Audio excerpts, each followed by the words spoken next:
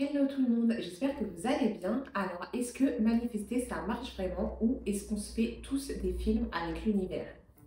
Perso, ça fait plusieurs années que j'utilise la manifestation et des fois c'est clairement magique alors que parfois c'est clairement relou.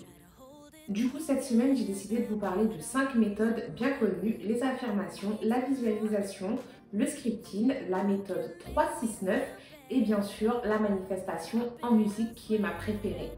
Et bien sûr, je vous dis tout, les méthodes qui m'ont vraiment boosté et bien sûr celles sur lesquelles je suis restée sceptique. Alors si t'aimes ce genre de contenu, n'hésite pas à t'abonner et à liker cette vidéo et bien sûr à me suivre sur Insta, je te mets juste ici. Alors non, je ne vais pas vous parler de qu'est-ce que c'est la manifestation parce que je pense que si vous êtes ici, c'est que vous savez déjà de quoi je vais vous parler. Comme je vous l'ai dit, ça fait plusieurs années que j'utilise la manifestation dans mon quotidien et franchement, il y a des choses que j'ai vraiment manifestées et d'autres pas du tout. Du coup, j'ai préféré prendre un peu de recul et aujourd'hui, avec plus d'expérience et un regard plus lucide, je peux enfin vous dire ce qui m'a aidé et ce qui m'a paru un petit peu gadget et que du coup, j'ai totalement abandonné. Alors, on va commencer par la première méthode qui est le scripting. Le principe du scripting, c'est d'écrire tous les jours à la main dans un petit carnet des affirmations ou des scénarios comme s'ils étaient déjà réalisés dans ta réalité. Genre, par exemple, je suis tellement reconnaissante de ce qui m'arrive, je me sens en paix, alignée avec moi-même ou en abondance. Alors, j'ai essayé et pour être honnête, j'ai pas trop adhéré au concept. Alors au début j'étais motivée, j'écrivais une page par jour, vraiment j'étais à fond dedans et au bout de 3-4 jours ça m'a clairement saoulée. J'écrivais machinalement et sans aucune émotion, ce qu'il ne faut surtout pas faire en manifestation, enfin en tout cas selon moi. Et ça devenait une corvée plus qu'un alignement. Après, je sais qu'il y a certaines personnes qui disent qu'on peut écrire machinalement, etc. sans ressentir vraiment d'émotion pour ce qu'on veut. Moi, avec l'expérience que j'ai aujourd'hui, en tout cas me concernant, pour moi c'est important de ressentir une émotion pour que la chose puisse se réaliser. Parce que du coup, si tu le fais pour le faire, mine de rien, ça reste des mots écrits sur un papier et je pense pas que pour le coup, ça va changer la donne. Après, je pense que c'est une méthode qui peut sincèrement marcher pour ceux qui aiment écrire, etc. Mais pour le coup, moi, c'était pas mon cas. Donc, ça a été les 2-3 premiers jours et ensuite, clairement, ça m'a gavé. Maintenant, on va passer à la méthode du 3-6-9. Si tu es un petit peu sur les réseaux, tu as sûrement déjà dû entendre parler de cette méthode qui consiste à écrire ses affirmations 3 fois le matin, 6 fois le midi et 9 fois le soir. Tu es censé le faire pendant plusieurs jours et au bout d'un moment, ta manifestation est censée se réaliser. Alors moi, j'ai testé au début avec des choses plutôt simples comme manifester une petite somme d'argent ou manifester une réponse que j'attendais, un appel, etc. Vraiment des choses basiques pour me mettre dans le mood. Et le pire, c'est que honnêtement, ça a marché. Donc j'étais là en mode, non mais sérieusement, est-ce que j'ai vraiment piraté l'univers? Mais dès que j'ai commencé à manifester des choses plus grosses, genre des objectifs de vie, là, j'ai pas du tout ressenti le même résultat.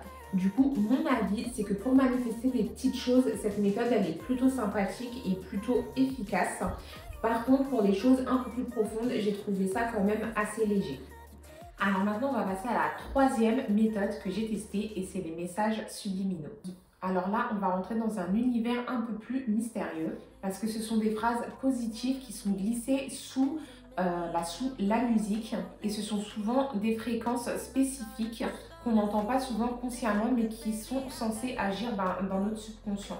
Et pour mon avis, franchement, je pense que c'est une méthode qui marche bien, mais simplement, je pense qu'il faut être très régulier pour que ça fonctionne vraiment. Genre écouter les audios tous les jours, voire plusieurs fois par jour pendant plusieurs semaines. Après, c'est vrai que comparé aux 2 autres méthodes que je vous ai présentées juste avant, je pense que pour manifester de plus grosses choses, cette méthode est beaucoup plus adaptée. Et le vrai défi, c'est de rester suffisamment concentré parce qu'il ne faut pas juste lancer son audio et scroller en même temps sur TikTok. Je pense qu'il faut vraiment être dans un état serein, voire même de méditation pour que l'audio marche vraiment sur notre subconscient. Donc du coup, mon avis final, c'est que oui, je pense que c'est une méthode qui marche vraiment et qui a du potentiel, mais qui demande aussi beaucoup de concentration et de régularité. Maintenant, on va passer à la quatrième méthode et pour le coup, ma préférée, c'est la manifestation en musique. Franchement, c'est celle avec laquelle j'ai eu le plus de résultats. Alors, pour vous parler un petit peu de mon rituel, j'écoute tous les matins 2-3 musiques de manifestation pendant que je me prépare. Du coup, souvent quand je me maquille, etc., vu que c'est pas des gestes brusques, etc., je mets mes AirPods, j'écoute mes 2-3 musiques, ça me met dans un bon mood pour la journée. Et en plus de ça, j'ai pu constater de réels résultats. Ce que j'ai remarqué, c'est que quand j'écoute ces musiques spéciales, ma journée prend un tout autre tournant. Il m'arrive beaucoup plus de trucs chouettes, comme si l'univers en fait il répondait à ma demande quoi. Et même si en effet, imaginons que je manifeste de l'argent pendant mes musiques, je ne vais pas recevoir 1 million sur mon compte bancaire, mais par exemple au travail, puisque je suis commerciale dans la vie de tous les jours, et c'est vrai que j'ai beaucoup plus de commandes. Et pour ceux qui souhaitent savoir c'est quoi mes musiques, en vrai c'est tout simple. J'écoute Ariana Grande parce qu'elle a fait 2-3 musiques qui sont clairement de la manifestation et moi qui me parlent beaucoup. Et en plus Ariana Grande c'est une good vibe et c'est pas relou à écouter. Du coup vraiment je vous assure j'écoute 2-3 musiques d'elle tous les matins avant de partir au travail. Et ma journée elle prend un tout autre tournant pour de vrai. Donc bref, en gros pour moi, manifester en musique c'est la méthode la plus simple puisque généralement on adore écouter de la musique. Du coup c'est une méthode pas du tout contraignante et qui vous met dans une bonne vibe. Et pour finir, on va parler de la 5e méthode de manifestation que j'ai testée qui est la visualisation. Et je pense aussi du coup la plus populaire. Et honnêtement, je pense que tout le monde visualise. Même sans s'en rendre compte, depuis qu'on est tout petit, on imagine notre futur, nos envies et malheureusement nos peurs aussi. Et si on prend le temps de se poser, on peut réaliser que notre vie actuelle, c'est celle qu'on imaginait il y a 5 ans, il y a 10 ans, il y a 2 ans ou il y a même 1 an. Consciemment ou pas d'ailleurs. Mais ce qui est fou, c'est que ça marche dans les deux sens, les belles choses qu'on attire comme les galères. Donc la visualisation, c'est pas juste s'asseoir et fermer les yeux en rêvant. C'est prendre conscience de ce qu'on alimente mentalement tous les jours. Et perso, depuis que je fais attention à ça, je vois clairement la différence dans ce que je vis au quotidien. Du coup, voilà pour les 5 méthodes que j'ai testées. Et si je devais en garder qu'une, comme je vous l'ai dit, ce serait la manifestation en musique. Pour la raison principale qu'elle me met direct dans une bonne vibe pour commencer la journée et que j'ai eu avec elle beaucoup de résultats. Et qu'en plus de ça, elle ne demande aucun effort concrètement. Mais peu importe la méthode qu'on choisit, puisque c'est pas parce que c'est celle qui me parle le plus que ce sera la vôtre. Peu importe ce que vous choisissez, le plus important c'est de conscientiser que même les pensées négatives manifestent. Donc si on passe notre temps à se dire que qu'il n'y a rien qui va, qu'il n'y a rien qui marche, qu'on est nul, qu'on ne mérite pas ce qu'on veut, forcément l'univers il entend et c'est ce qui manifeste. Et je pense qu'il faut aussi faire attention à ce qu'on veut réellement, à ce qu'on demande à l'univers, à ce qu'on manifeste. Parce que des fois on pense vouloir des choses, mais quand ça arrive, on se rend compte que finalement c'était pas forcément aligné avec nous-mêmes. Donc vraiment prenez le temps de vous poser les bonnes questions avant de demander quoi que ce soit.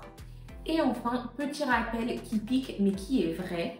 Juste avant que votre manifestation se réalise, il y a souvent un gros chaos dans votre vie. Vous avez l'impression que tout s'effondre, l'univers vous enlève tout, mais c'est normal parce que c'est la pluie avant le beau temps.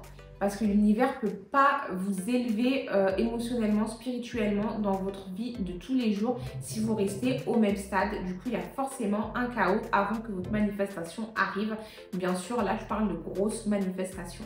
Donc, il faut vraiment être prêt émotionnellement et mentalement à traverser tout ça. Du coup, croyez en vous, restez aligné avec vos croyances et manifestez intentionnellement.